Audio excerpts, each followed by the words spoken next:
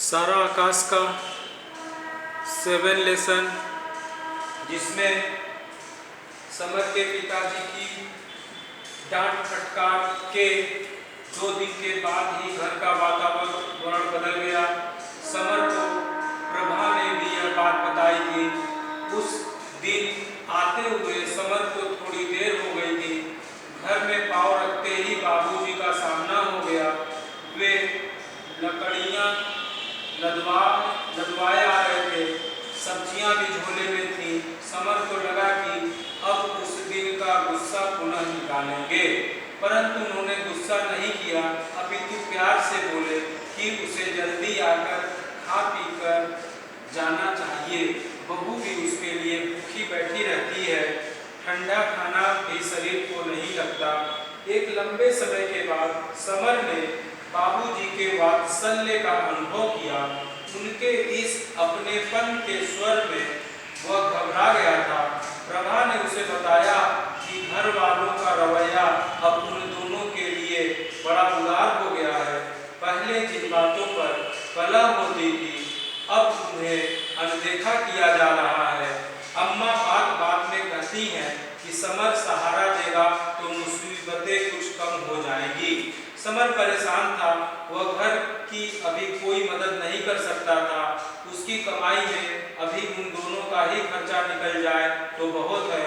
उन दोनों के बोझ से तो वे बच जाएंगे।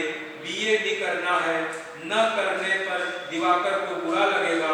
फिर वह मोटा मोटा हिसाब प्रभा को समझाने लगा। एडमिशन वगैरह का खर्चा, फीस, एक जोड़ा कपड़े आदि में सब खर्च हो जाएगा। एक समस्या और थी, कॉलेज तो 8 को ही खुल जाएंगे और वेतन 15 के बाद मिलेगा। उधार और भी लेना पड़ेगा। अम्मा बाबूजी सभी आशा लगाए बैठे हैं। वह नहीं समझ पा रहा था कि घर वालों को यह बात कैसे समझाए। उधर रिजल्ट आने वाला था। समर नौकरी पर जाने लगा था। कॉलेज नहीं खुले थे, अतः वह प्रभा को कम से कम कष्ट देना चाहता था। अभी बिना खाए काम पर जाया जा सकता है और 11-12 बजे तक वापस लौटकर खाना खाया जा सकता है। पर मेरे धीरे से उठने पर भी प्रभा को पता नहीं कैसे पता चल जाता था। वह जाग जाती थी। समर उसे जबरदस्ती सुला देता था। वह रेल से दफ्तर जाता था। एक स्टेशन उसके घर के पास था और दूसरा दफ्तर के पास। 5 मिनट में ट्रेन वहां पहुंच जाती थी। गाड़ी के रुकते ही वह रेल की टूटी तारों वाली बाड़ से फुर्ती से बाहर हो जाता था और शान से सड़क पर चलने लगता। पहले 2 दिन उसे टीटी का डर लगा, फिर मन का डर निकल गया। रेल के सफर में उसे आनंद आ रहा था। काम शुरू में रोचक लगा था, पर बाद में मन उगने लगा। पहले कुछ दिन जोश में बहुत सारे पन्नों के प्रूफ पढ़ डाले कि प्रेस वाले चकित रह गए। मैनेजर ने बाद में सारे पन्ने लौटा दिए, क्योंकि उनमें कई सारी गलतियां भरी पड़ी थी। एक अक्षर कॉपी से मिला कर जांचने के बाद उसका सिर गीली मिट्टी के लौंदे जैसा हो जाता था। मशीनों की खटखट, ऊंचे गले से दिए गए निर्देश, मैनेजर का आकर खड़ा होना, ये सब बड़ा उबाऊ लगता। वह आते जाते कह जाता कि बड़े धीरे प्रूफ देख रहे हो, मशीन खाली पड़ी है, जरा ध्यान से देखिए और कई बार देखिए। यह कार्य तो झाड़ू लगाने जैसा है, जितनी बार देखोगे गलती निकल ही आएगी। वहां कार्य करने वाले लोग इतने दिलचस्प थे कि उसका मन लग गया।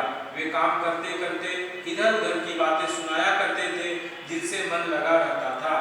12 बजे कड़कती धूप में आने पर समर पसीने से तरबतर हो जाता और भूख से चक्कर आने लगता।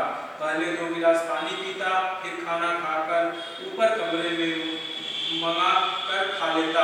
प्रभा भी तब तक भूखी बैठी रहती।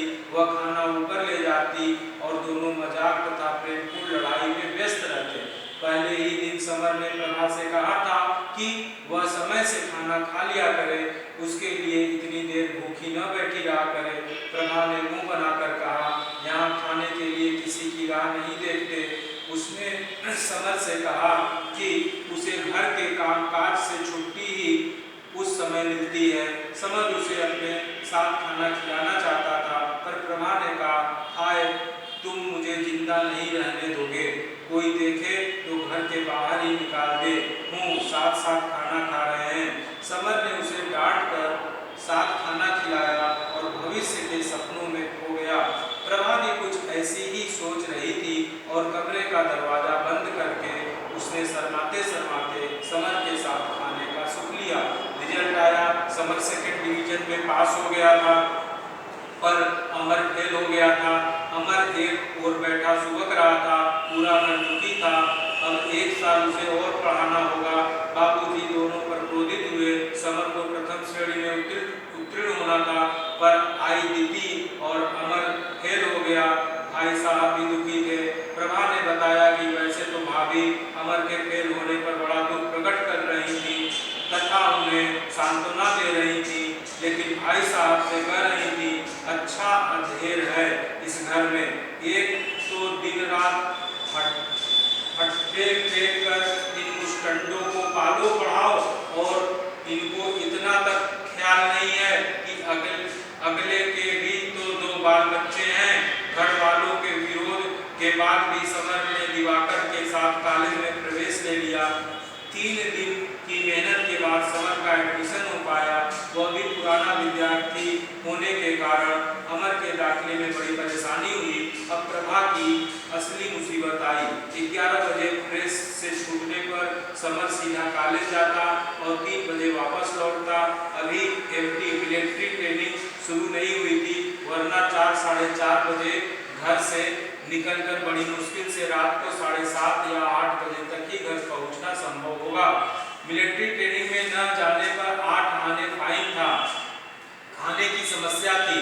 प्रभा 3 बजे उठकर कुछ बना देती थी। समर को प्रभा का इस तरह काम में जुटे रहना अच्छा नहीं लगता था, पर प्रभा खुश थी।